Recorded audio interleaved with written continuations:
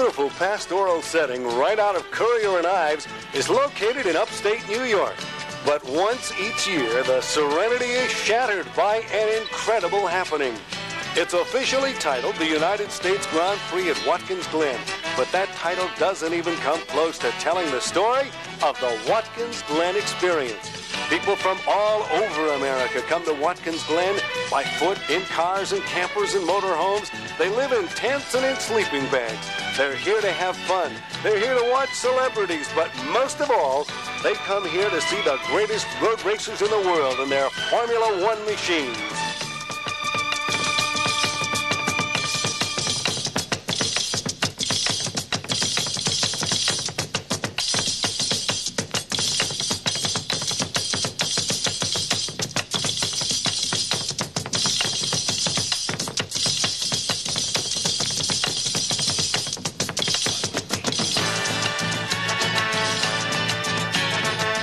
It's the 1979 Toyota Grand Prix of the United States at Watkins-Glen, New York.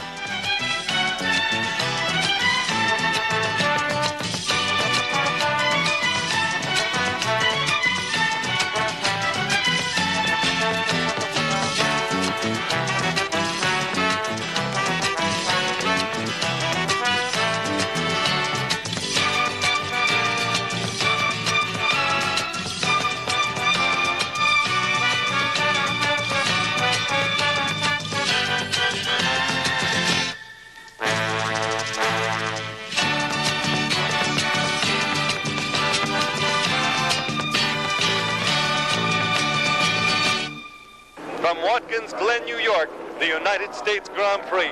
Hello, everyone. I'm Jay Lawrence, and along with Anthony Marsh and Barry Gill, we'll be bringing you the story of this historic Formula One event. We've had rain during the week. It's cold today, but the elements haven't stopped about 80,000 people from coming out to what is called a circus, and with good reason, Anthony Marsh. Yes, we're a group of people who travel the world, pitching our tents in different countries, putting on our sporting performance, and moving on again. Jody Scheckter has already won the championship, so that is not the important story. But I would think that Alan Jones and his performance in the Williams would be the story here at Watkins-Glen. He's had a tremendous run lately. He's won 4 out of the last 5 Grand Prix, 3 in a row in August. The first time that's happened since Niki Lauda did it in 1975. There's a great deal of action in the pits here at Watkins-Glen, and covering all of that action for us, one of Europe's outstanding racing journalists, Barry Gill. Jay, there is nothing quite like the tension that builds up in pit lane shortly before the off at a Grand Prix. And nowhere can you feel this tension more than here in the Brabham pit. But as far as I'm concerned, the story of Watkins-Glen practice has been the story of Nelson Piquet, 27-year-old Brazilian, contesting only his 19th Grand Prix, and on the front row of the grid in the Brabham car that took only 55 days to build. The new Brabham Cosworth that sits on the front row of the grid next to Alan Jones. Can Piquet cause a sensation by stopping Jones winning a 5th Grand Prix, by stopping Villeneuve finishing 2nd in the championship, by keeping the big boys at bay in the new car? That's the story we'll be looking for here in the pits. Thanks, Barry. Right now we're looking at 1978 world champion Mario Andretti in the Lotus. And when we come back, Mario's going to take us on a guided tour of this twisting, turning Formula One Grand Prix circuit.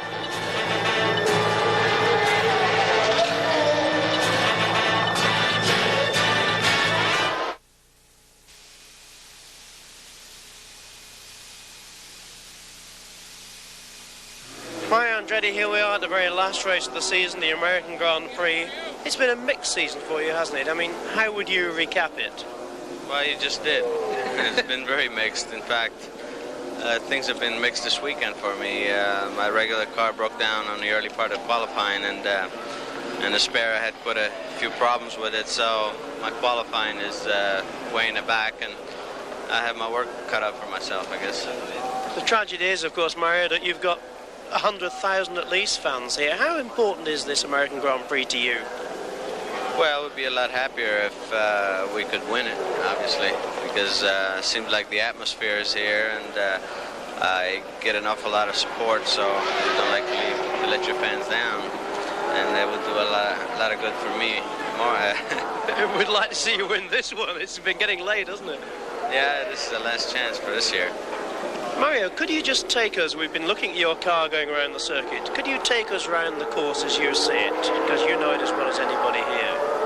Well, it's just past the pits here, you have very quick right-hander down to second gear. Accelerate very hard into the chicane.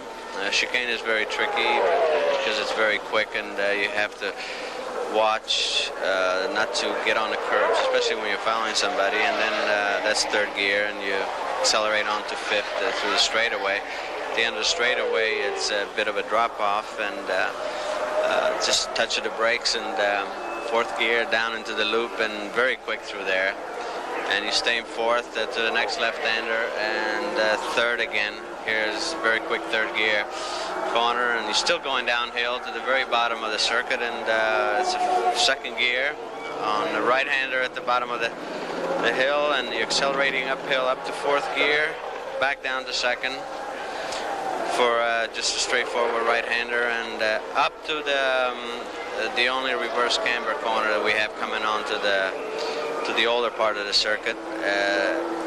There's second gear again, very slippery, and then you have successive the left and the right, very quick third gear, and then you're here and you've done a lap again. Hopefully about 136. Or better. That's the circuit as seen by the racers. Off the course, the moving isn't quite as easy. Now this is one form of ground effects that we don't hardly have to explain to you. There's another form of ground effects, though. One phrase you're going to hear again and again during this Watkins-Glen Grand-Prix is ground effect. And it describes a whole new breed of racing cars.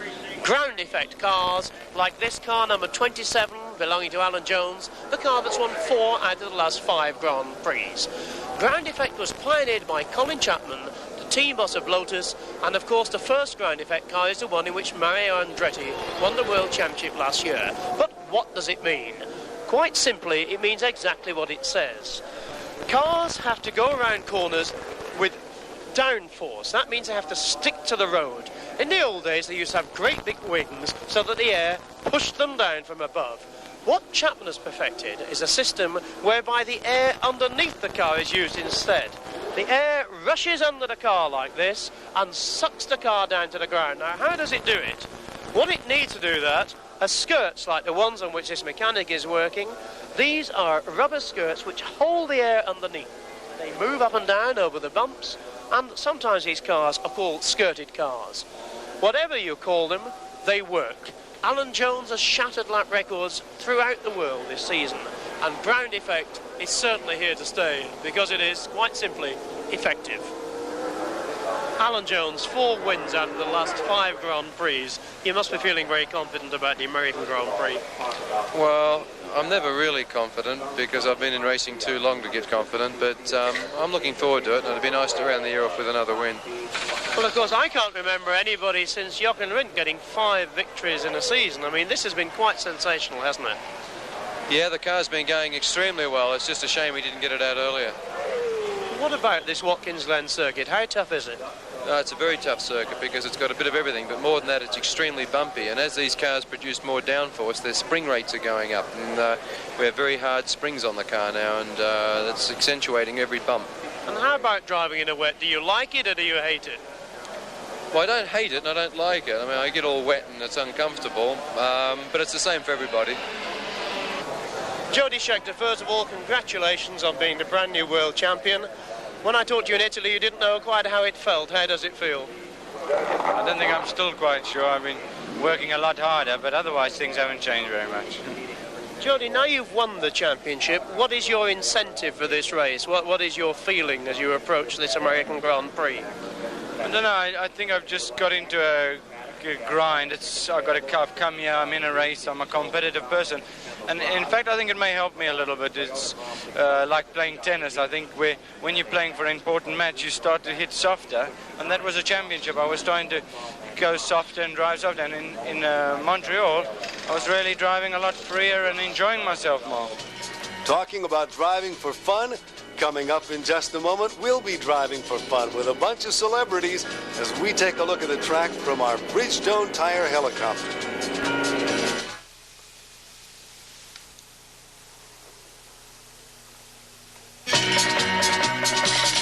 This was the way we lined up for the celebrity race, the Toyota celebrity race, on Saturday afternoon from Watkins-Glen.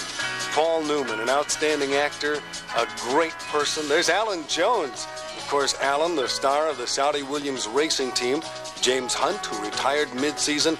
There's the one and only, your friend and mine, the lovely and talented Jay Lawrence. Put your helmet back on, Jay, because you're going to need it in this race. I'll tell you, I was a little bit worried about it. There's Bill Jordan up ahead of me. I tried to pass him on the right at the starting of this race and got nowhere in a hurry because Dean Paul Martin spun out and forced us all back. There's Otis Chandler, he's publisher of the Times, and Gene Hackman up ahead of us. The pace car is getting ready to go, and we're going to follow the pace car. Now, the celebrities who are not racers get a 30-second head start on the celebrities who are racers. And they lead us around the track one lap where we get a chance to say our last goodbyes to the fans who've come out to see celebrities in the wall. That's the name of the game. Look what happened to Jay Lawrence or Sandy Hill. And I'm sure that Sandy, along with the rest of us, was probably wondering what she and we were doing in this event in the first place. But I don't know why I'm here. And the pros? Are you kidding? I love racing. I always have. Love cars. I collect cars. The challenge is just getting in the car as far as I'm concerned. You come in with try to have a reserved attitude and try to be cool about the whole thing. But once all the crazies get out there, it's pretty competitive. Everyone, celebs and pros alike. I'm not nervous. Are you nervous, Jay? Yes, I was, because there's the pace car pulling off. We're coming under the Toyota bridge right now, and nerves is not even the word for it. There is the flag, and we are running. Now, I came all the way out on the right-hand side and tried to get past Bill Jordan here. Notice Gene Hackman going to the front. He drove an outstanding race. I am past Bill Jordan now, and coming up on the right-hand side as we come into turn one. This is a very fast turn the way the pros do it. It got much slower the way we did it here at Watkins-Glen. I didn't get by because Dean Paul Martin spun right here in the first turn and slowed down everybody. Gene Hackman, of course, was way out in front, moving very well, driving like the pros. Now, by this time, the pros in the race had started, and we at the rear knew that at any moment, here they come. We're going to be seeing the pros coming up on us. Now, talk about fear at this particular moment. This is probably the most frightening part of the race for people like myself and Sandy and Bill Jordan, people that have never driven race cars before, because we know that the pros are coming up and that they're going to pass us. That right on our tails are Parnelli Jones and Rick Mears and Alan Jones and Dan Gurney and Clay Regazzoni. Look at that shunt between Parnelli Jones and Indianapolis winner Rick Mears. This is the point in the race where celebrities like Gene Hackman wonder if they really want to drive race cars. It's fulfilling some fantasies that we all have, you know, and in film, many times you ride a horse and you pretend you're a cowboy, and then you get to play a sailor, or, you know, a number of things like that. It really is great fun. You can get yourself psyched into thinking you are that kind of person, which in fact you're not. You know, as evidence the kind of times that the pros are doing out here in these cars that you and I are driving compared to our times. You know, it's a whole different world. It's a little dangerous, I suppose, but you don't really get going that quick in these cars. Easy for you to say, big guy. The day before, there I am, number 17. The day before, at 110 miles an hour in the back straight, I'd spun out, hitting a wrong gear, hit a wall. And as far as I was concerned, I had a television show to do. This was just a nice Sunday drive. Now there's Paul Newman, an outstanding professional driver. Placed second at Le Mans this year. One of the problems is the pros and the celebrities driving together. And I talked to Rick Mears about it, asked if it bothered him. Oh, I don't think so. We go into it knowing that they're running and knowing, that they aren't too sure what's going on. They're so busy thinking about so many things that they're doing. They aren't really watching the mirrors. They aren't really watching you as you come up behind them and everything. So you give them a little extra room. You make sure you pass them in a place that's not too dangerous for either one of you, and give them a little extra room than you would somebody else. You don't really go in wheel to wheel with them and race like you would some of the other drivers that drive quite a bit. But other than that, I don't feel it's any problem. I'm having a good time. The toughest driver to teach in this whole event was Jay Lawrence. It's my buddy Bill Simpson, obviously an older, former race driver. Bill and I had a spin together at Bridgehampton when we practiced. There's Clay Regazzoni spinning, proving that the pros can do it too. And there's Parnelli Jones, number 16. He's taken the final right turn, and he'll get the checkered flag, the winner of this celebrity event as far as the pro division. Gene Hackman won the amateur division. There's a suggestion by Dean Paul Martin, number 11, as to how he feels the track should have been built. And here is Paul Newman asking directions. Straight ahead, Paul, right into the victory circle. Everybody's in the victory circle now except for one or two drivers who haven't yet completed the race. There's one of them, my car, number 17. Obviously, I had been slowed by the albatross I was forced to drag throughout the entire race. But that was yesterday as we look at the circuit from our Bridgestone Tire helicopter. Coming up today, the Grand-Prix.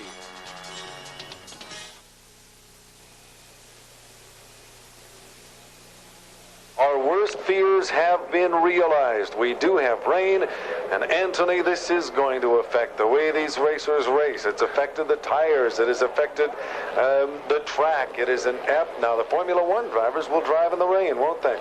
Well, they will indeed, Jay, but they have separate tires for the rain because they race with slicks when the weather's good. You see there those heavy grooved Goodyears on that car there. That's Zanino making his second Grand Prix appearance.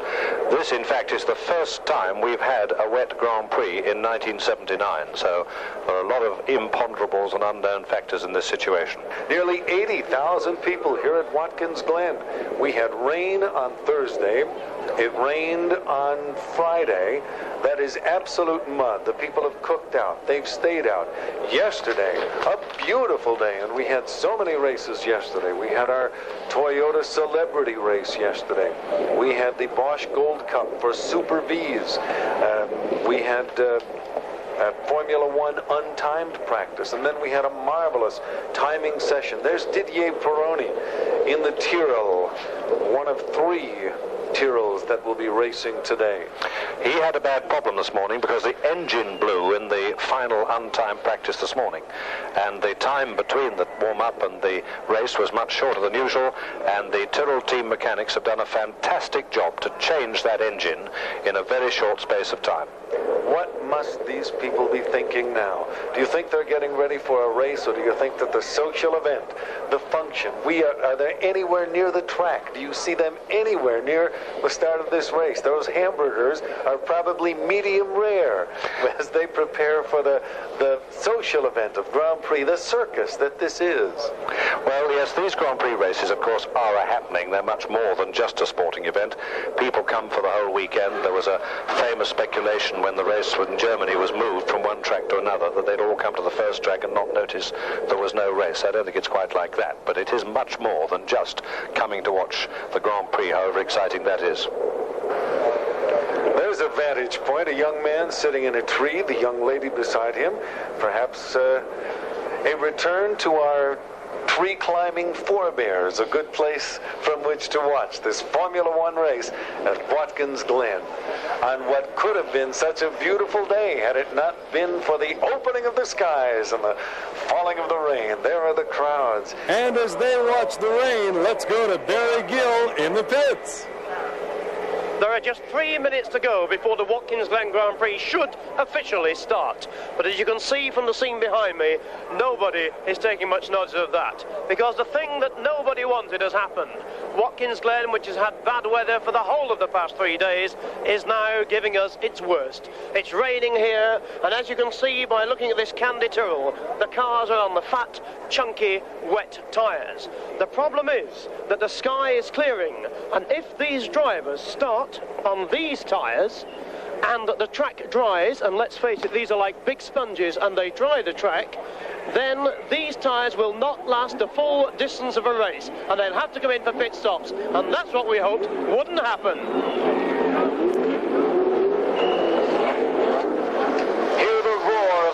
engines, and what a beautiful roar it is to the 80,000 fans or more assembled here at Watkins-Glen for this running of this beautiful Formula One, the Grand-Prix. Oh my, what a race it's going to be. Alan Jones is sitting up in front on the pole, and he spent a lot of time on the pole indeed, Anthony. He's had a marvellous run this last few races. He's won 4 out of the last 5 races, and he's on the pole this time, and it's looking very good for Alan Jones. But of course, as we haven't had a wet race this year yet, the Jones and Williams performance on a wet track is an unknown quantity, but so is everybody else. This is the final warm-up lap. As we watch these cars, they will take 1 lap of this 3.377-mile Watkins-Glen twisting, turning circuit. They'll stop back in the paddock area on the track, not in the paddock area. They'll stop back on the track. They will receive 10 seconds at any time in the next 10 seconds. They could be off and running. Nelson Piquet sitting in the front row alongside Alan Jones.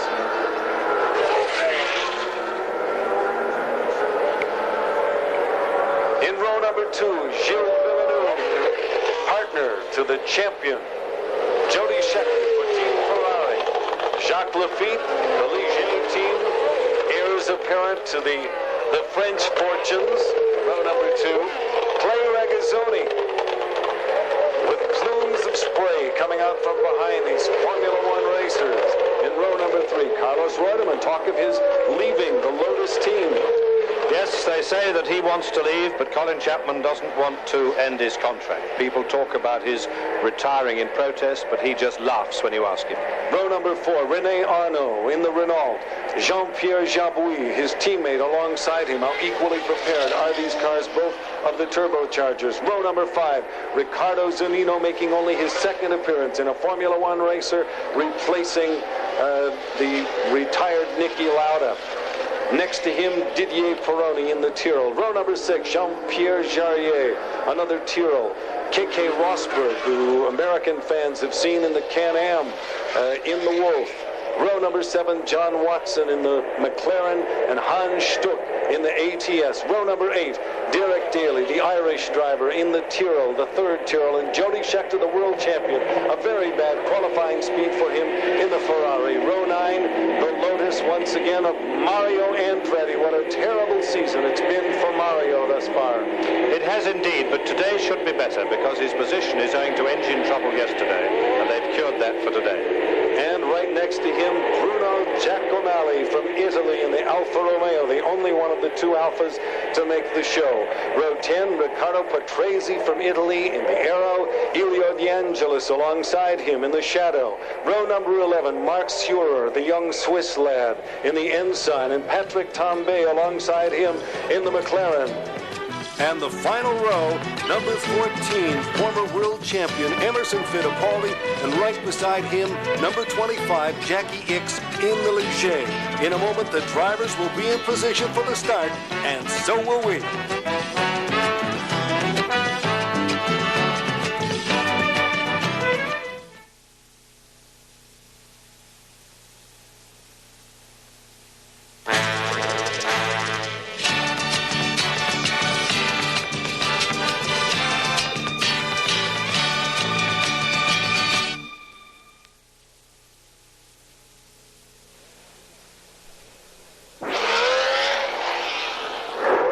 Up.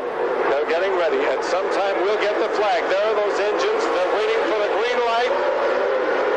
And they have it. They are up and running. The Watkins-Glen Grand-Prix is on the move. And as we had expected, Alan Jones took a very quick lead, but did not get the lead at all. It went to Villeneuve.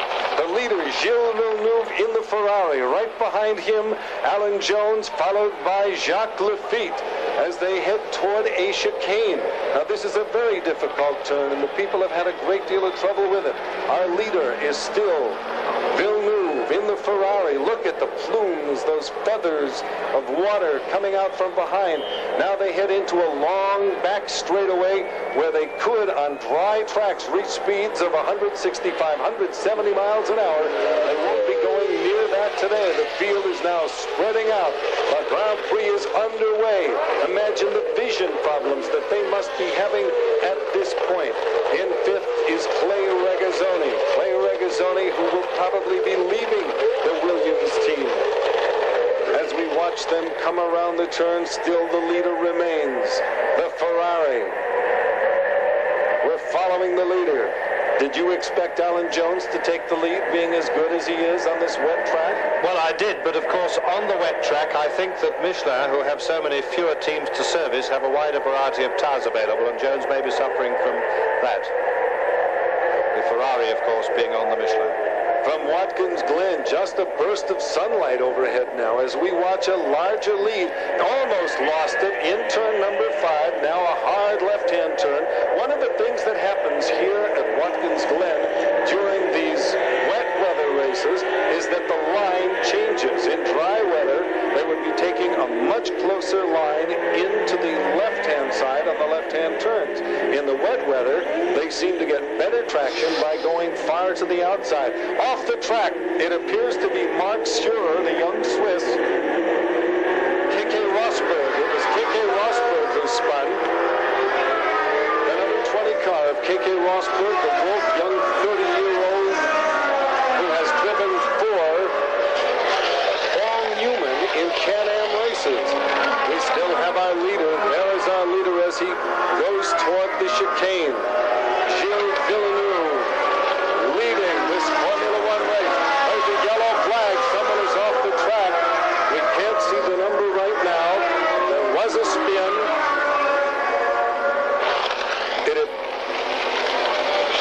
This is Gilles Villeneuve still in the lead. His Ferrari partner, Jody Scheckter, nowhere near the top. Now, Gilles Villeneuve could very well place second without question in the Formula One standings. He could indeed. That's Nelson Piquet, who was on the front row, getting out of his car after problem. No, sorry, it looks like the Alfa. It's the Alfa. I beg your pardon. That's young Giacomelli in the Alfa, getting out of his car after problems. Yes, if Villeneuve wins this race, he'll be runner-up in the World Championship for 1979. We're watching our leader now, Gilles Villeneuve. There's no question that he'll be back with Ferrari next year as he dives into that hard right-hander. He appears to be making great speed, and of course we saw the Ferraris. We were told there's a yellow flag once again, a yellow as we make way for the accident that happened to Giacomelli. There's another car that has pulled over at his stop. Villeneuve is the leader. Alan Jones is in second at this point. Right behind him, Carlos Reutemann. Jacques Lafitte is in fourth place. Jean-Pierre Jabouille in fifth. Clay Regazzoni in sixth. That Alfa's in a very, very dangerous place, as you can see. And although they're giving yellow flags, the drivers don't know exactly where to expect instruction. Coming under the Toyota bridge, our leader going past the start-finish line, Gilles Villeneuve in the Ferrari. The feathers of water flying out from those wheels as he sets up for the chicane and then the long straightaway. Here we have him as we follow our leader through turn number 3 and 4. What a marvelous job he's doing, and that bump you saw on the right front wheel was part of the chicane, a man-made obstacle to slow down the track. The reason for slowing down that portion of the track 6 years ago, Francois Servet was killed in turn 2 here at Watkins-Glen. Jody Scheckter developed the chicane, and we see the drivers having the problems with it right now. This particular scenario is a repeat of a week ago in Canada when Jones followed Villeneuve, waiting his chance and waiting for something to happen, and eventually went through and won the race. They're finally getting Giacomelli's Alfa Romeo off the track, but that's going to create quite a problem. Jackie Hicks in 12th and passing a lot of people right now. We'll try to show you Jackie as he moves quite quickly. He has had a lot of experience in that type of racing. He's got a tremendous reputation as a wet weather driver in single-seater, sports cars, everything. Jackie Hicks is one of the greatest wet race drivers ever. Our order. Gilles Villeneuve, the Ferrari driver. We're watching him right now as he leads this Watkins-Glen Grand Prix. And one of the big questions today is whether all of these drivers started out on rain tires or whether some of them did have the dry weather slicks on their machines at the beginning of this Grand Prix. Jackie Ickx has just had a spin under the Toyota bridge before the finish line. We were just saying what a great driver he was in the rain. He's made a mistake. That is a shame. At the Toyota bridge, he's into the wall.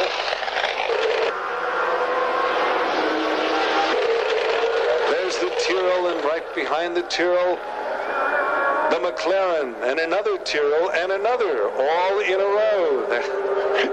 See the little Tyrrells all in a row. And Ken was the man who said he didn't know how his drivers would go in the rain. Now he's finding out.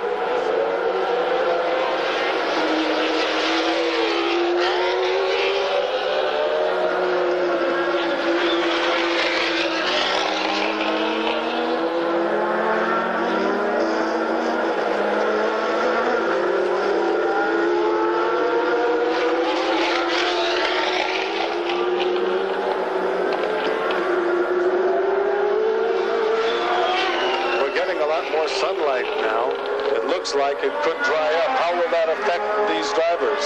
Well, then they'll have to stop because these wet weather tires will not last the race on a dry track, and people would then have to make pit stops. A lot of the teams have been practicing pit stops.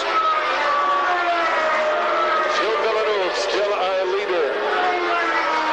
We have another car off the track, another car in trouble. It's Lafitte. The other Ligier, Lafitte, has stopped right under the bridge. So now both of the Ligiers have had the problem. Both of them appear to be out of the race. Jackie Ickx and Jacques Lafitte, both of the Ligiers, they're moving him off the track over to the side, almost beside each other. Lafitte had a spin. It's a strange coincidence the two drivers should spin off almost at the same spot.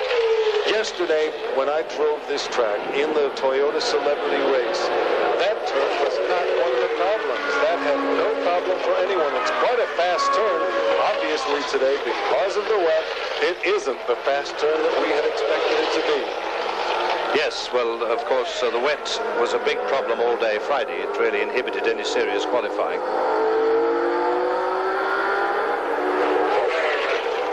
Jody Scheckter's catching up well from a bad position. We're on top of the fifth lap at this moment, the fifth lap of this Watkins-Glen Grand Prix. There's Clay Regazzoni making an appearance. Regazzoni in fourth place behind Carlos Reutemann and just ahead of Jean-Pierre Jabouille. Both of the Ligiers side by side. Jackie Ickx out of the race. There's Alan Jones. Alan is an excellent wet weather driver. Through the chicane, he's in second place in the Williams. There is talk that Patrick Head, who has designed this incredibly fast Williams car, is now designing an Indianapolis car for Longhorn Racing of Texas, and we certainly look forward to seeing that. The order at the end of 5 laps. Gilles Villeneuve is number 1. Alan Jones is second in the Williams. The third car, Carlos Reutemann. Reutemann is Mario Andretti's driving partner in the Lotus. In fourth place, Clay Regazzoni. So the Williams are driving well. In fifth place, Jean-Pierre Jabouille in the Renault turbocharger.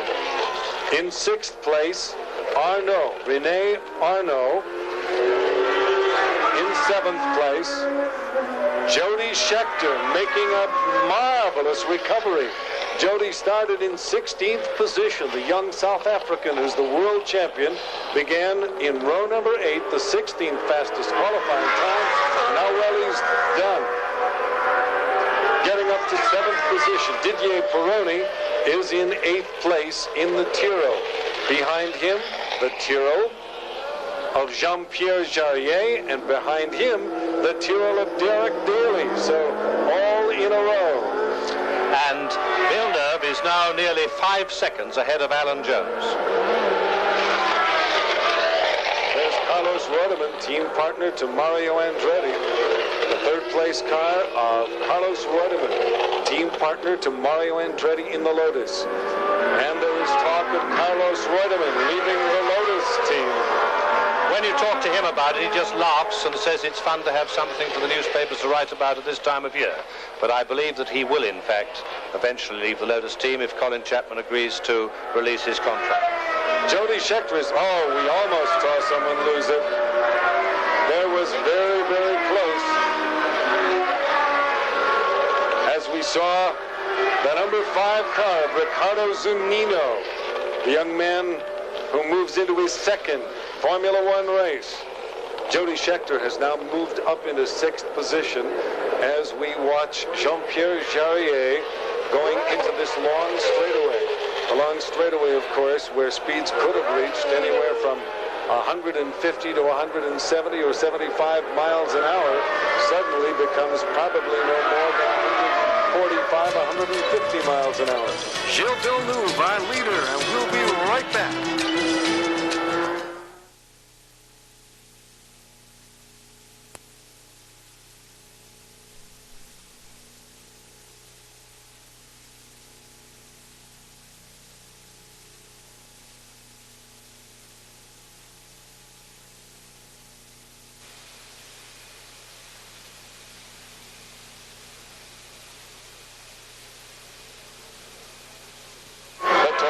Gran-Pri from Watkins-Glen, the order at the end of 8 laps. Gilles Villeneuve in first, Alan Jones in second, Clay Regazzoni in third place, Jody Scheckter, who has moved all the way from 16th starting position to 4th place. Jean-Pierre Jabouille follows him in 5th place. René Arnoux is in 6th place, and Jean-Pierre Jarier is in 7th place in his Watkins-Glen Grand Prix. Mario Andretti is now in 18th. Villeneuve in the traffic, lapping the back markers. Very difficult on a wet track because each car has its own plume of spray, which makes visibility very difficult. Villeneuve is doing a masterly job in the traffic. An unbelievable job in the rain as we look at John Watson in the McLaren. Watson in the McLaren followed very closely. Oh, it looked as... Villeneuve has just lapped Piquet, who was on the front row, and is right behind Fittipaldi now, another former world champion and former winner at Watkins-Glen, who's not having a very happy season in 79. Going past in the Copra car. It must be very difficult for a former world champion to find himself lapped after only 8 laps in the car that he and his brother have built. And I understand that the sponsorship is changing as they come under the Toyota bridge. There is former world champion Emerson Fittipaldi, followed by 2 other cars about to lap him. Nelson Piquet will be lapping him in just a moment, and right out ahead of him is Alan Jones in 2nd position. We're watching Piquet right now. Mario Andretti has gone to the pits. Mario Andretti in the pits. This is a little bit different kind of racing than championship car racing or stock car racing. The pits become so urgent, so important, the ability to make stops. There is no such thing, and making a pit stop in Formula One racing is tantamount to being out of the race. Many drivers return from the pits, but not to win a race, Anthony. Well, that's true. The length, 200 miles of a modern Grand Prix, makes a pit stop more or less the end of your chances, or sometimes we have great drives back into places like Ronnie Peterson last year and Jody Scheckter last week, but the rain is now as bad as ever. You see Tombe having big problems there. The rain is now as heavy as it's been at any time during the race. It is poor. Mario Andretti coming out of the pits in the Lotus with the number 1 that represents his last year's World Championship. A dream come true for Mario as he goes through the chicane. He has spoken, by the way, very uncomplimentarily of that chicane that Jody Scheckter designed. There have been a lot of rumors of Mario Andretti quitting Grand Prix racing, but he tells me he has every intention of staying if he can get things set up right for himself. At the end of 10 laps, here at the Watkins-Glen United States Grand Prix, Gilles Villeneuve still the leader in the Ferrari. Here is that order at the end of 10 laps. Gilles Villeneuve is in first. Alan Jones is in second. Clay Regazzoni in third. Jody Scheckter in fourth. Jean-Pierre Pierre Jabouille is in 5th place. René Arnaud in 6th. Jean-Pierre Jarier is in 7th. Derek Daly in 8th.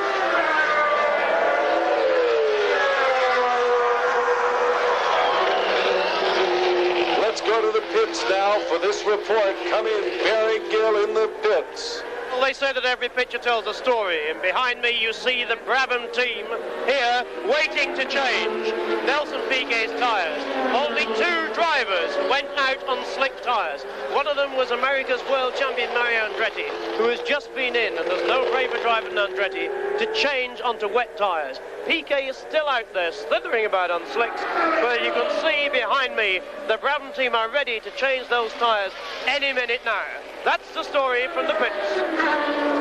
And that's the big gamble, of course, Jay, on the weather getting better, and these 2 drivers took that gamble. It looks as if they've lost. There's our leader, Gilles Villeneuve. Carlos Reutemann is walking, we understand, from the bridge to the pits. Carlos Reutemann is walking from the Toyota bridge, so that Lotus is somewhere in back of the Toyota bridge. Gilles Villeneuve leading Alan Jones.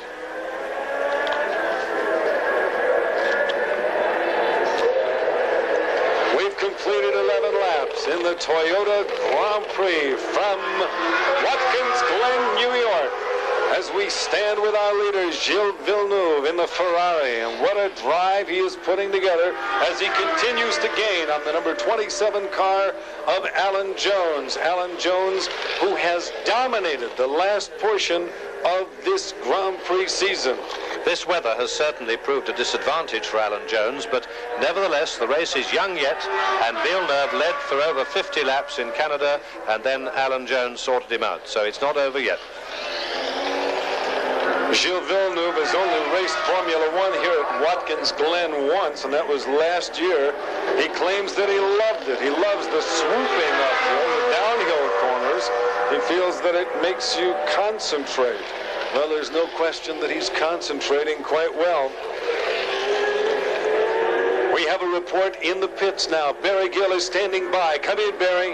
Here, as you can see, Nelson Piquet, who has been in the pits now just 12 seconds, getting those slick tyres off the car. The Brabham team working magnificently, but Piquet, the Brazilian we thought could win this race, his gamble has failed.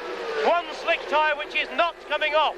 These mechanics have got a problem. 25 seconds he's been in, 30 seconds, and they cannot get that tyre off. Now they've managed it. Now they're in.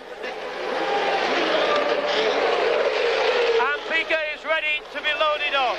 But this has been a disaster for the young Brazilian. Already 45 seconds, 46 seconds, 47, 49 seconds, and Piquet is back in the race.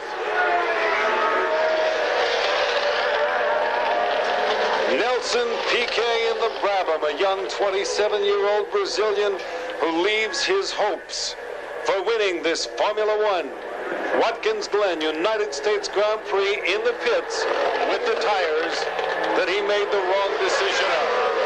Yes, well, it's a sporting decision. People have won races before by deciding to go differently on tyres from everybody else or make an early tyre change, but this time the dry tyre ploy just hasn't worked for Piquet and Andretti. We're watching Alan Jones now, number 27 in the Williams, the Saudi Williams car. Alan Jones has had a strange life. Here's a young man that has really worked his way up from the bottom. His wife ran a boarding house. He worked as a salesman of motor homes for a while.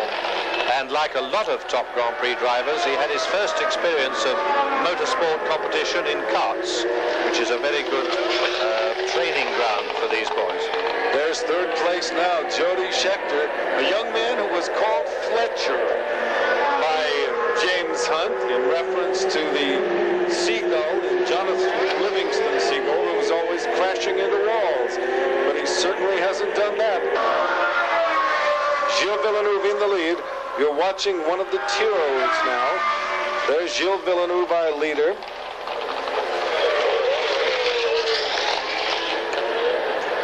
As he comes out of turn number 3 into the chicane, see the wheels bounce as they hit it. Nobody hits that square on, and he's about to lap a number of cars. Fortunately for him, he's coming up behind those three before the straight, which will make it a bit easier for him, but they're all passing each other as well. There's a real traffic jam there, high-speed traffic jam. The action on this straightaway. There's John Watson, followed very quickly by Terrell. On the inside, diving past around the turn, passing in that long right-hand sweeping turn, Gilles Villeneuve. As he comes up on one of the Tyrrells, the Tyrrell of Derek Daly.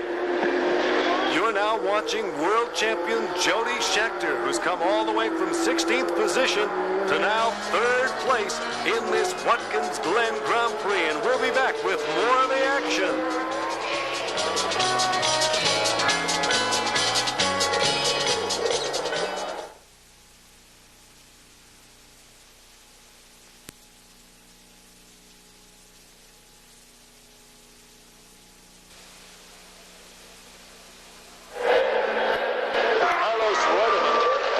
Out of the race, which means that the Lotuses are having a very bad day today here at Watkins-Glen as we watch our leader, Gilles Villeneuve. Villeneuve has about the length of the finishing straight from turn 11 into the 90 ahead of Jones now. This is it's not strange to Villeneuve to be in a winning position. He took a 5th at Brazil this year. He was 2nd in France and Austria. And just look what a time he's having, taking the traffic. The drivers are all fighting positions themselves, and each with its plume of spray obstructing his vision.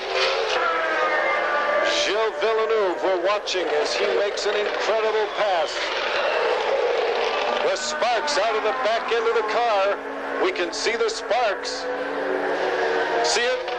There it is. There were sparks coming out of that automobile. There were flames shooting underneath that car. That's where it's bottoming on the bumps, and the bottom of the car is hitting the ground.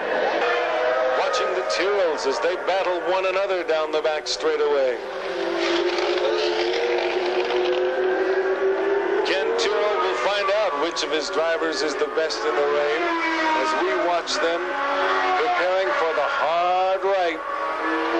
Taking the line that is drying out just a little bit now.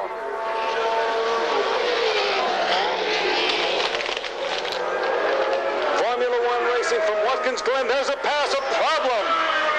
The problem between two teammates, Didier Pironi and Jean-Pierre Jarier in the Tyrrells. That was pretty blatant. In fact, I think it was Daly ahead of Jarier, and Daly probably didn't see him coming. We have a report from the pits. Action there with Barry Gill.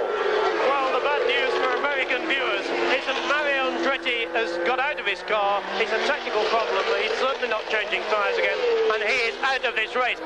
But I have got to tell you that behind me there is drama indeed. Jody Scheckter, the world champion, has just gone past the pits, waving like this, which means he will be coming in for a tyre change shortly. And as you can see behind me, the Michelin man, the Ferrari men are ready to welcome the world champion not very long from now. So suddenly here at Watkins-Glen, let us watch very closely what happened between the two Tyrrells as the pass occurred. This is Jarier coming up to take the position from Daly. Daly didn't see him coming, I think, and moved across onto his line, and Jarier just backed off before there was a big accident. And I'm sure that Ken Tyrrell will have something. There's Jean-Pierre Jarier is getting out of his car, spun out on turn 9. Jean-Pierre Jarier, that takes one of those Tyrrells out of the running. Well, I don't know if that was a continuation of the incident with Daly, but Jarier looks very, very angry. He was signaling. There's Emerson Fittipaldi. Emerson Fittipaldi, former world champion, who will not have the Copra C car backing next year, but will still be driving the Fittipaldi. Still feels as though he has a chance. It would appear that most of the passing is being done in this long back straightaway. Here we watch the Renault, the turbocharger. Off in the grass is the Tyrrell of Didier Pironi.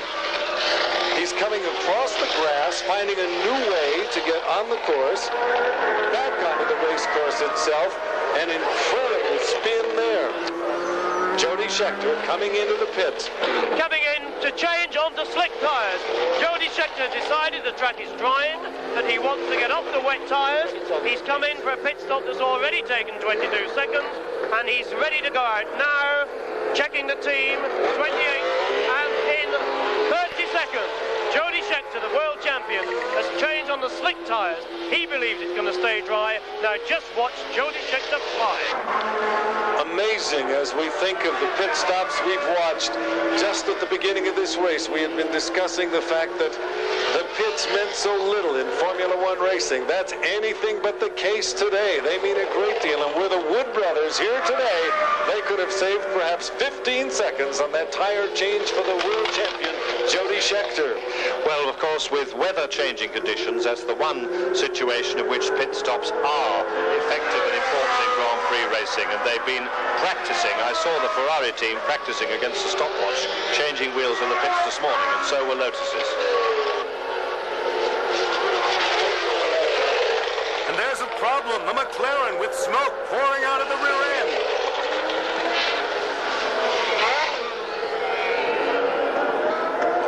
This is Patrick Tambay, I think, in trouble. Patrick Tambay there with the number 8 McLaren. That looks like an engine gone. A lot of smoke and steam there. Smoke pouring out of the McLaren of Patrick Tambay. Too bad.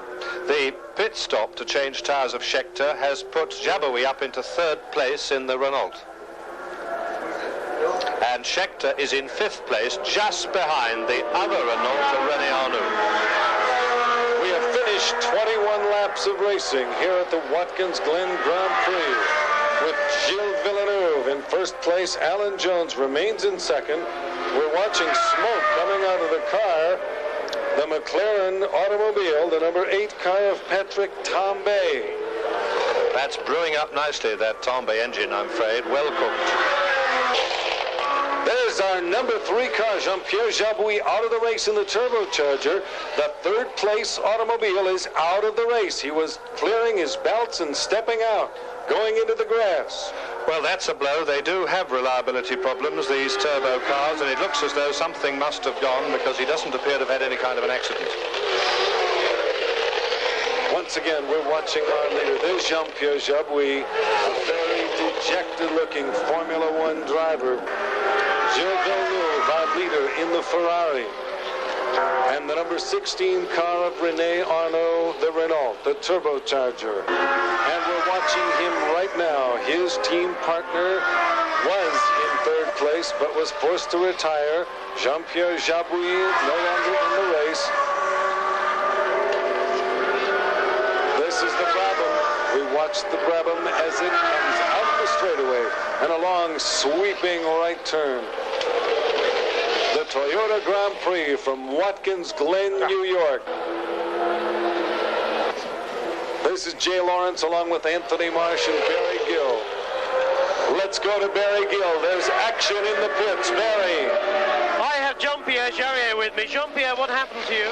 Well, the guy in front of me, Derek Daly, made a mistake. He got sideways, so I overtake him. And when I am in the corner, he hit me at the back, and I went off. I spun, and I couldn't start my engine again. Jean-Pierre, what are the conditions like out there? We can see 3 cars parked behind you, the Alfa Romeo, the 2 Ligers. How bad is it? Well, in fact, it's very tricky. It's very difficult to drive in these conditions when the adhesion is changing at any moment. Have you noticed that the track has been drying and getting wetter and drying and getting wetter? Yes, absolutely, and few showers on the various parts of the circuit make it very difficult, and sometimes you can't see when you follow someone. I think we shouldn't have raced in these conditions. It's too dangerous. Jean-Pierre, thanks for talking to us. I'm glad you're all right. Thank you. Jean-Pierre Jarret on the conditions here at Watkins-Glen.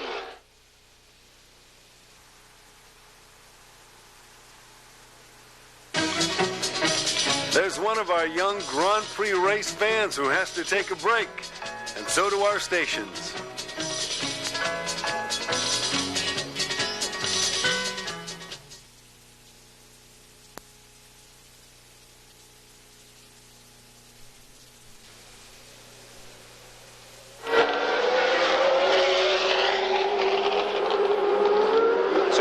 Of which of them can keep going longest on wet tyres on the drying track. I feel they will have to stop the tactics of when to stop is going to be absolutely vital. It does look as if Jody Scheckter stopped a bit too soon. He hasn't made the progress he hoped to make. So Gilles Villeneuve leads this Watkins-Glen Grand Prix, followed by Alan Jones in the Williams. Right behind him, the number 16 car of René Arnoux in the Renault. There's Zunino in the middle of the track. Zunino spun. In turn 9, Ricardo Zunino has lost it. Ricardo Zunino, the young man driving in his second Formula One race, has lost it. He's out of the car. You can see the skid marks in the grass. That car is going to be a hazard in that turn. Now a yellow flag is waving.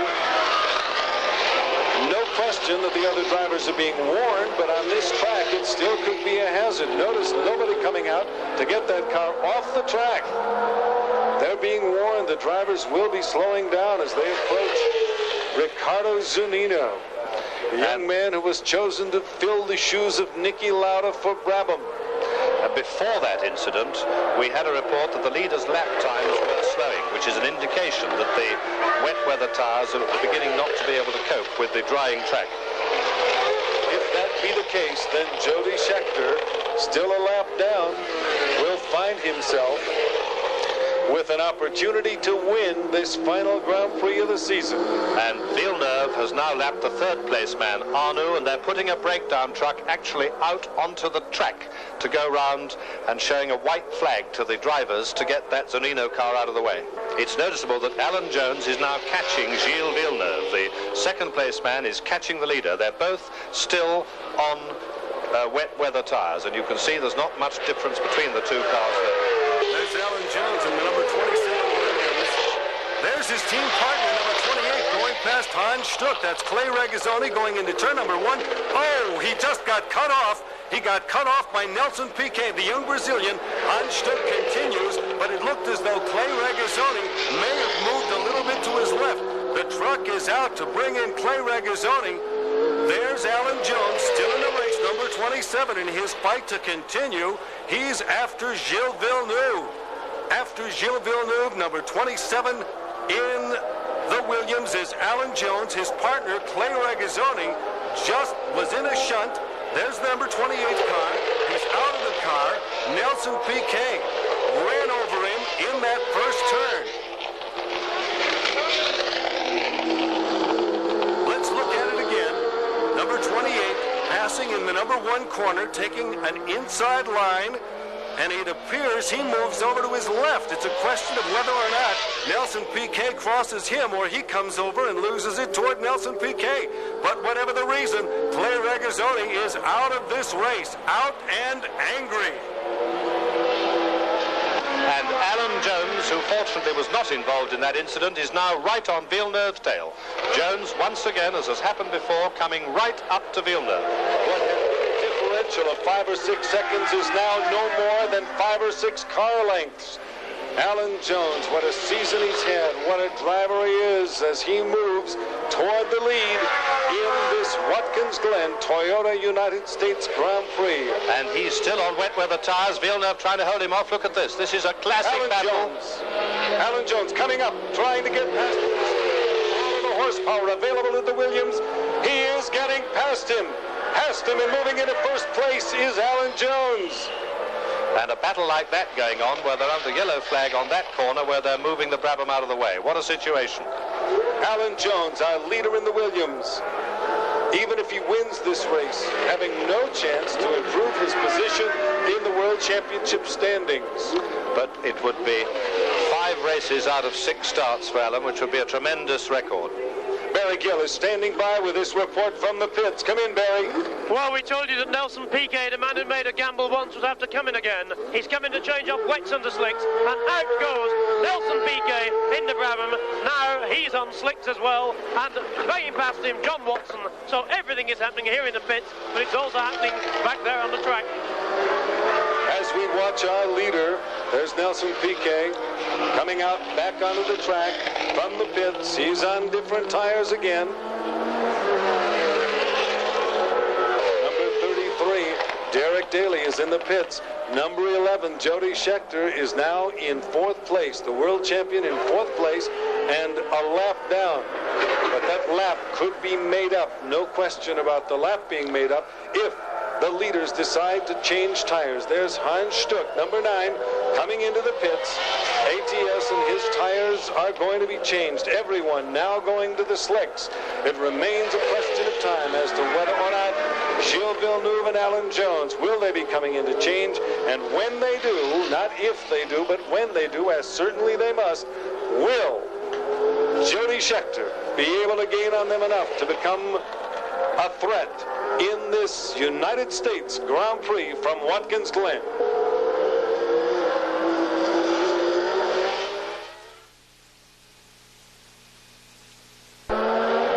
This is Jay Lawrence along with Anthony Marsh, the voice of Formula One racing, known to Europeans at every track in the world, known to people all over the world for his on-track descriptions of Grand Prix racing, and of course one of the outstanding racing journalists in Great Britain, Barry Gill, covering the race for us from the pits. As we watch the back straightaway, where most of the action has been taking place as far as passing this afternoon, they've definitely taken advantage of this long back straightaway here at Watkins-Glen. We're watching the Tyrrell, followed by Alan Jones, our leader in the Williams car. Alan Jones, and about 20 car lengths behind him, the number 12 car of Gilles Villeneuve, who held the lead for so many laps, almost 30 laps, before being overtaken by Alan Jones and then passed. But we're waiting to see, will Alan Jones have to pit? Will he decide to change tires? He's driving absolutely superbly. He's driving as fast as he possibly can. He wants to build up a cushion of time ahead of Villeneuve, so that if he does need to stop, he can perhaps retain the lead. But he's being held up all the time by the traffic. The traffic is very difficult. Some of the drivers perhaps not looking as quite as well as they might in their mirrors. The average speed at this point, as we watch our leader, Alan Jones, young Australian who has worked so hard in this Formula One racing to finally come up with the right team, average speed of 102.17 miles per hour. As we watch former world champion Emerson Fittipaldi preparing, setting up for the long straightaway. Derek Daly there in the Tyrrell. And there's our leader, Alan Jones, the number 27 car, the Williams, coming in now into the pits. Gilles Villeneuve is going to change his tires. Who is working frantically. Off come those rain tires, the slicks going on. Gilles Villeneuve in the Ferrari, who led the race for so many laps, has decided now's the time to make the change. Give up a couple of seconds, because he knows that Alan Jones is going to have to come in, and there he goes. A very good pit stop, an exceptionally good pit stop for Villeneuve and Ferrari. You can see him swaying as he makes his way down a still wet pit. So lap 34, at the end of 34 laps, now this will not include the pit stop, at the end of 34 laps, Gilles Villeneuve was in second place. Alan Jones still in first, in third, and now moving into second. Villeneuve made such an excellent pit stop, he is still in second place. Gilles Villeneuve retains second place. Behind him, René Arnoux. And let's go to the pits. Barry Gill standing by with this report. Barry? As you said, that was an outstanding pit stop. The pit stop we waited for, and Ferrari did it in just 23 seconds. That's all it took to change Villeneuve's tyres. Now this is the question. How much of a cushion can Alan build up? Because Villeneuve will probably now start going faster. And can the Williams team do a quick enough pit stop to give Alan the advantage? And what's amazing is that nobody has had the opportunity at any time during this Formula One season to see this before. We are seeing an almost unbelievable occurrence in Formula One racing. An incredible time with changes in tires, decisions being made. There's another change right now for Emerson Fittipaldi, the former world champion. He won't be driving a car that says Cooper Sukar next year, but it will still be the Fittipaldi that he and his brother have worked so hard on. A rather long change of tires there. When things go wrong, they just go wrong and go wrong. And it's been that kind of a season for the former world champion. Emerson Fittipaldi now coming out back onto the track. He'll dive into that right-hand turn. We're watching our leader. There's Alan Jones in the Williams.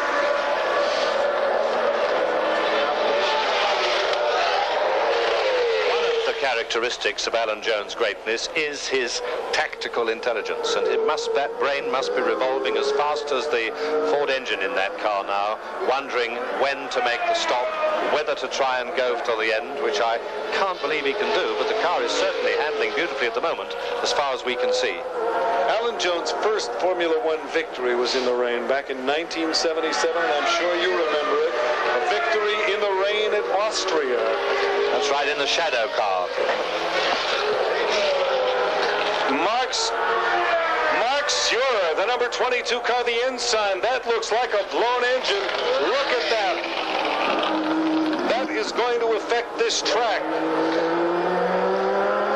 Here comes our leader, Alan Jones. Our leader is coming into the pits.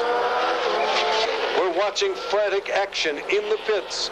The Saudi Williams team changing the tires of Alan Jones, who has 4 wins. And there's Villeneuve going by into the lead. Villeneuve comes under the Toyota bridge, down the short straightaway and over the start-finish line. Here comes Alan Jones out on the slicks now. Here he comes, and he's got to make up some time.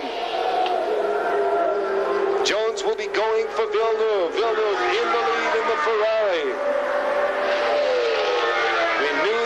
Change the tires. That was quite a good pit stop, but not nearly as good as it should have been. Not good enough in the circumstances, I'm afraid. Villeneuve's got quite a lead now. Here comes Alan Jones going after Gilles Villeneuve. Got him in his sights and going to gun him down. And this is the final race of the 1979 Formula One season. The Grand-Pri circus, and we have seen that here at Watkins-Glen. There's Derek Daly in the Tyrrell. There's our leader, the Ferrari of Gilles Villeneuve in the lead. He knew he had to stop for the slicks. He did, and an incredible pit stop for he and the Ferrari crew. Gilles Villeneuve moving smoothly as he has throughout this Formula One race. In the pit, standing by right now, Barry Hill has a report. May not be as simple as it seems. I've just talked to one of the Goodyear mechanics who's told me that Alan Jones went out too soon before one of the rear wheels was properly fitted. One of the mechanics told him not to go. He went, and Alan Jones may yet have to come into the pits again. Yes, he's Barry. That wheel has come off.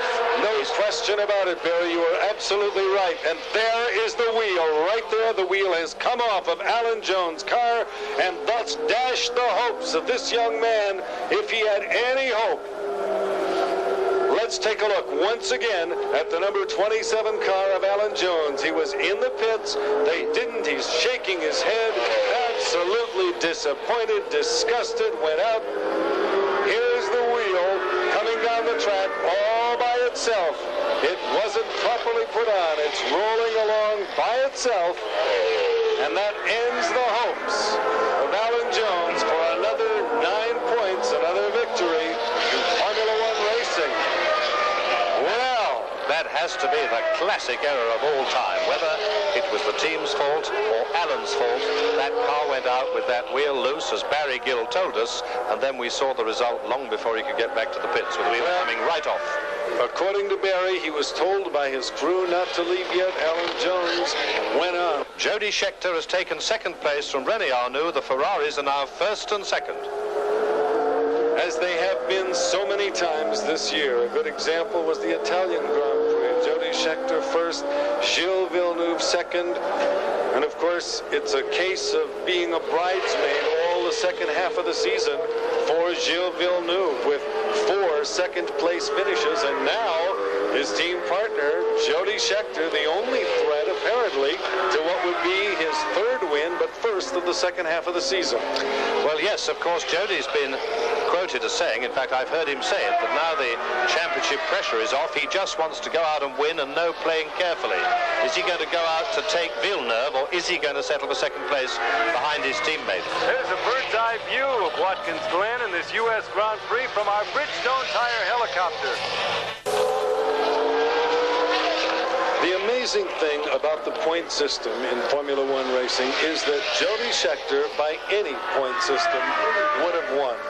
No matter how many wins the Williams team has come up with, Jody Scheckter still had accumulated enough points by any point standard to win the World Championship. And what a dream come true for him as we watch our leader, number 12, Gilles Villeneuve, the number 2 Ferrari driver, doing anything but looking like number 2 here at the Toyota Grand Prix. Yes, the championship system, I personally think, was better the way it was, with all races counting, but it's very controversial and much discussed. And this particular year, it wouldn't have made any difference, but also the change of the system was designed to keep the championship alive till later, and it didn't work out, because Jody was still champion in Italy. From the United States Grand Prix at Watkins-Glen, let's go to Barry Gill now, standing by in the pits with his report. I have got Riccardo Zannino with me. Riccardo, what happened? Well, simple. I went off. You're being very honest about it. Drivers usually have an excuse. What were the conditions really like? Well, the conditions were not so good, but I got a little problem with the roll bar mechanisms, and I was very slow in the first stage of the race, and when I tried to improve my situation, I went off. And finally, how difficult has it been to race at Watkins-Glen in these conditions? Well, it's very difficult. You have to have the car very sore out, and you have to have the experience in the circuit.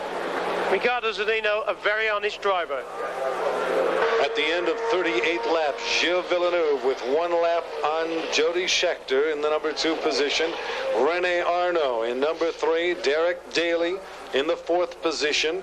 Number 5 is being held now by Didier Pironi in the Tyrrell Ford. Hans Stuck has moved up to number 6. He is, of course, the ATS driver in the number 9 Formula One automobile. The first call for the 7th place car, Elio De Angelis, who has now moved into 7th position in the shadow. And in 8th, John Watson driving the McLaren. 38 laps completed here at Watkins-Glen on a drying track. As we look around the track and see cars parked everywhere, here is Jody Scheckter moving into the hard right-hand turn, staying still to the outside in these turns, not diving into them the way a dry track would insist upon. Remaining on the outside, we're at Watkins-Glen, peculiarly enough. We have a much better situation in the wet on the outside, much better traction.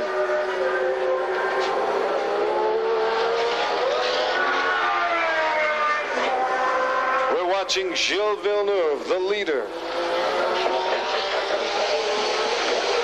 It is too bad that Alan Jones had the problem. What a race that would have been. What an incredible race it could have been. Had Alan Jones not lost a wheel, as you saw here on our telecast.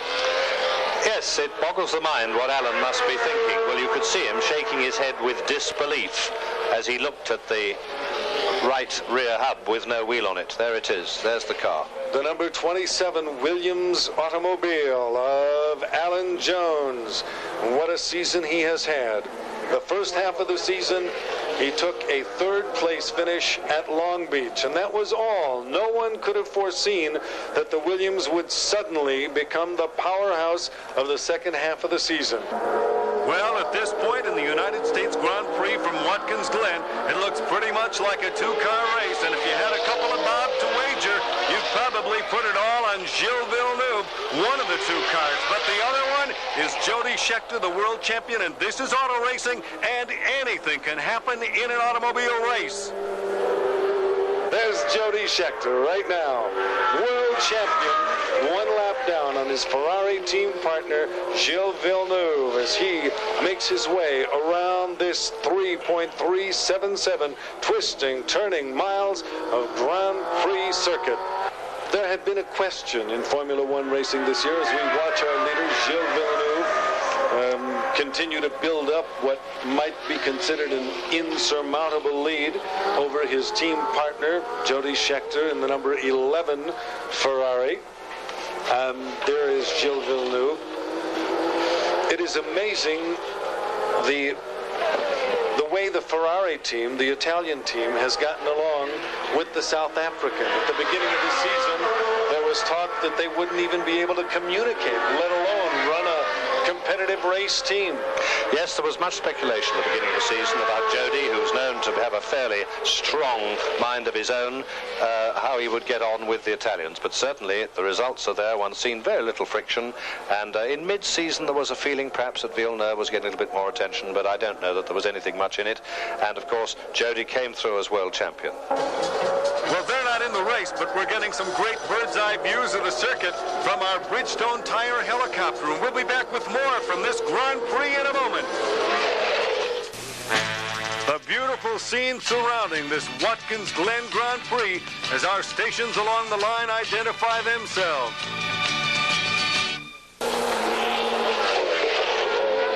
Here's our leader, Gilles Villeneuve. Villeneuve sliding through the turn, driving to what will be his first victory in the second half of the season, but his third victory overall this season, and a guaranteed second place finish, first and second for the Ferraris if he can continue the way he's going. Under the Toyota bridge they come, roaring over the start-finish line and past our microphones as we watch our leader Gilles Villeneuve in the Ferrari driving for a victory in the Formula One United States Grand Prix at Watkins-Glen.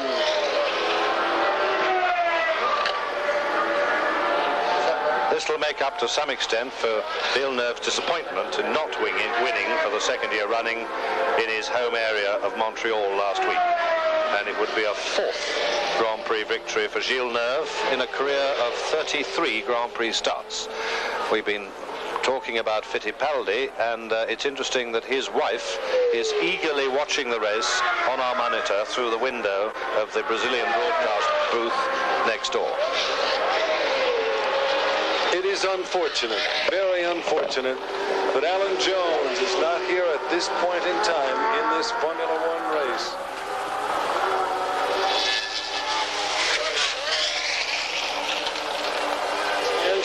Elio De Angelis, who at this point is in 6th place after having passed Hans Stuck as he goes into the back straightaway. We're watching him in the shadow. That shadow car is very lively on the bumps. It really is bucking like a Bronco. One of the problems here at Watkins-Glen is the fact that the back straightaway, as we were racing in the Toyota Celebrity race just yesterday, the drivers would come out of that and claim that it was exceptionally bumpy. You can imagine how much more affected these Formula One cars would be if the Celica was the least bit affected by these the bumps here. So this is a Texas lost a wheel. Problem. A wheel has come off. Jody Scheckter, the world champion, has lost the left rear wheel. It's the tire, I think, Jay. I think the tire has come off the rim on the Scheckter car. There goes the tire. What's left of it rolling along. How fortunate that he was able to maintain control of the racing machine. Jody Scheckter gets out of his car, a very disappointed world champion, picking over what's left, throwing it across in absolute disgust. Here is the replay. Here's Jody Scheckter. You see the sparks. You see the tire flying apart, rubber flying off the back of the car. The world champion in trouble. And a continuous glow of sparks underneath as the bottom of the car trails on the track. And there's the wheel rim. And there's the little brake light which they have on the cars in bad conditions, a little warning light. Well, so Jody Scheckter's hopes of a strong finish here in this final Grand Prix of his World Championship season are dashed by the failure of his tire. And bang goes what would have been a fourth 1-2 finish for the Ferrari team this year. This means that our positions will change at the end of 50 laps. Rene Arnoux will now move into second place in this Uotkins-Glен Toyota Grand Prix. Didier Pironi will find himself in third place. Derek Daly moves into fourth place. We're going to be seeing points for people that have not scored points before in the championship car racing season. That's right. It's interesting how the mighty fallen today with the leading lights of recent races like Scheckter and Jones and Jabouille out of the chase and Regazzoni. It gives Pironi's had some good scores this year, but it gives Daly in his second drive for the Tyrrell team and an extra car they provided over here for these two races, and De Angelis and Stuck a chance to get into the points. And now the sun coming out over Uotkins-Glen, perhaps a little bit too late. The number 33 car, Derek Daly, the Irishman, in the third Tyrrell, is putting up a great fight to stop himself being lapped for a second time by number 12, Villeneuve, in the Ferrari.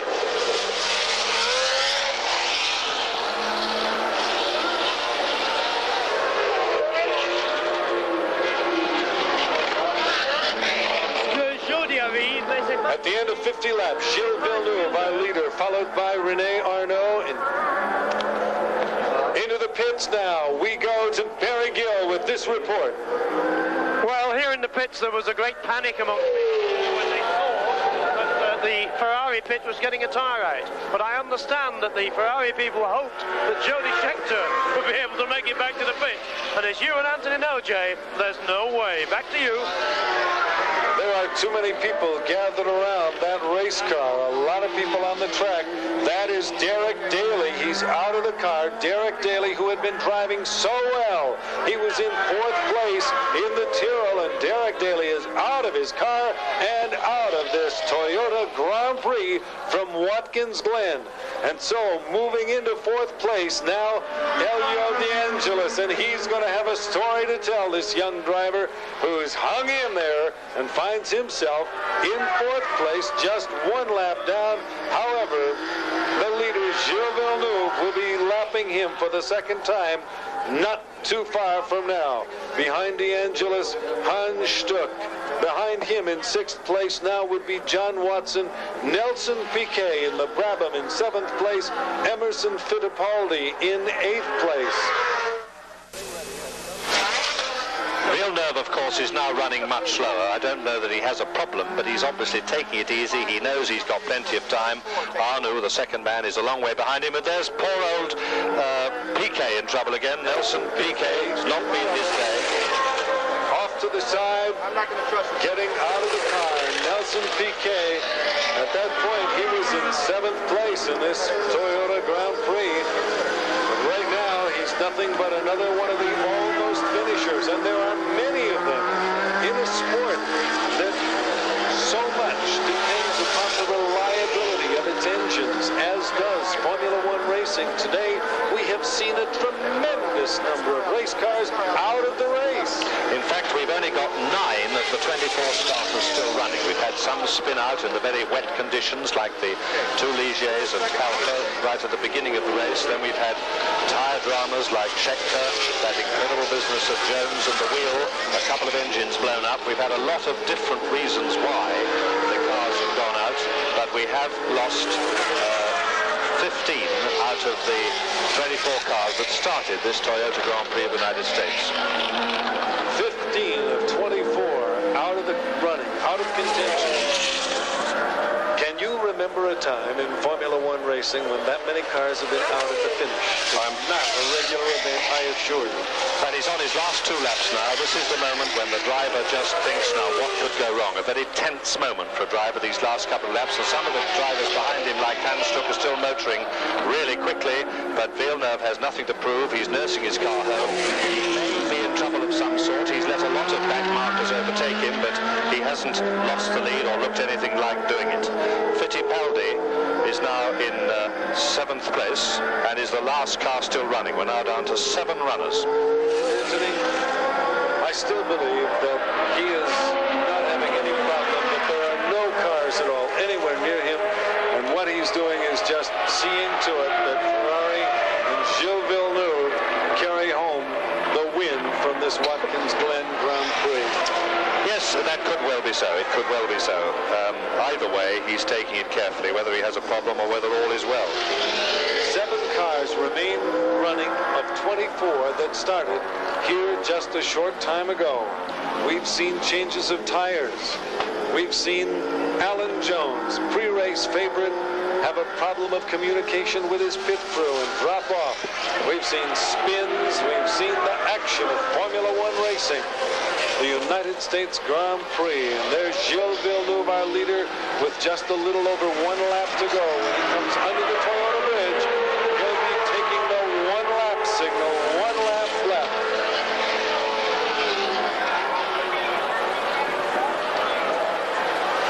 Gilles Villeneuve, obviously the winner in this Formula One race. Have you ever said obviously the winner with a lap or 2 to go and made dinner of your words? There were 2 famous occasions in the career of Jack Brabham when he ran out of fuel on the last lap when leading and lost the race. It can happen. Anything can happen in a motor race. And I'm sure these sort of things go through Villeneuve's mind even at this stage. Gilles Villeneuve in first place. In second behind him, René Arnoux. In third, Didier Pironi. In fourth place, Elio D'Angelis. Fifth place, Heinz Stuck, who we saw getting himself back into the same lap with the leader. In sixth place, John Watson. Nelson Piquet, who drove so well this race. In the Brabham, now out, leaving Emerson Fittipaldi in 7th place. The last of the drivers remaining in this field. And across from the start-finish line, we're watching the waving of the Canadian flag as people get ready for Gilles Villeneuve. The Ferrari. An exceptional Formula One race. Now all the questions yet to be asked, all the questions yet to be answered by the crew of Alan Jones. The checkered flag is out. The checkered flag goes to Ferrari and Gilles Villeneuve, and it's a very happy young man that we'll be seeing in the winner's circle in just a few moments. So, first place to Gilles Villeneuve in the Ferrari. There's our second place car. René Arnoux in the Renault. And Didier Pironi takes third. We'll be in the winner's circle in just a moment.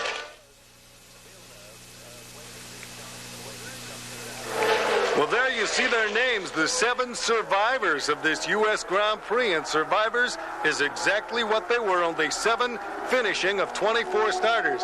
The winner is in the winner's circle right now with Anthony Marsh. Gilles, that all looked fairly easy, but it must have been a very critical choice as to when to make your stop for tires. Well, yes, and Jody was out, so we could base the pit stop on Jody's lap time. But the last 20 laps were bloody long because the oil pressure was reading like 0, and when it's reading like that, I was coasting really slowly, as slow as I could. So all these back markers unlapping you, it wasn't just you being careful, you did have a problem. Yeah, I did that. Well, the engine was running fine, but with the oil pressure being so low, I didn't want to take a chance. But otherwise, it was just fantastic. Do you think Jody actually changed his tires a bit too soon? You know that you saw beside the track what happened. Yes, because I passed him when he was on the slick, so I thought that it's too soon now, because I was starting to think to change them, but when I passed him, then I knew it was too soon to change them. Anyway, if you couldn't do it in Montreal, you've done it as near as you could get. Yeah, that's quite near to Montreal. Well done, Gilles Villeneuve. And now we have Mr. Barney Brogan, the National Advertising and Public Relations Director of Toyota USA, with the beautiful trophy for the Toyota Grand Prix of the United States. On behalf of Toyota and the 1,000 Toyota dealers in the United States, congratulations on a great victory. Thank you very much.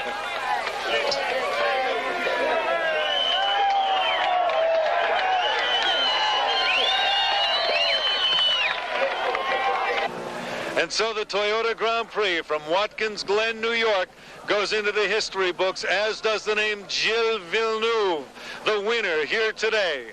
And Barry Gill, one of the outstanding journalists of Europe, you were in the pits where today most of the action took place. I think too much, Jay, to be honest. But we mustn't take away from the track what happened with Gilles Villeneuve. This guy has made himself second in the World Championship. He's the first man in the history of the sport to win the US Grand Prix East, US Grand Prix West, and the Canadian Grand Prix. What a North American treble. And he's a champion in the making. But at the same time, in the pits, whereas the Ferrari mechanics were superb, there must be red faces in the Williams pit because of what happened to Alan Jones. Don't you agree, Anthony? Well, I do indeed. Apparently, Alan Jones saw one mechanic beckoning him out of the race again and the other one telling him to wait while they tightened up that wheel. And he didn't see the one beckoning him to stay, and the wheel comes off before he can get back to the pits. Jody Scheckter, I think, stopped too soon, and his tyre flew off. So really, it was a race won in the pits and in the driver's mind on the time to change tyres. Gentlemen, thank you very much, and thank you very much. From Watkins-Glen, New York, the winner of this Grand Prix, Gilles Villeneuve, thank you and good afternoon.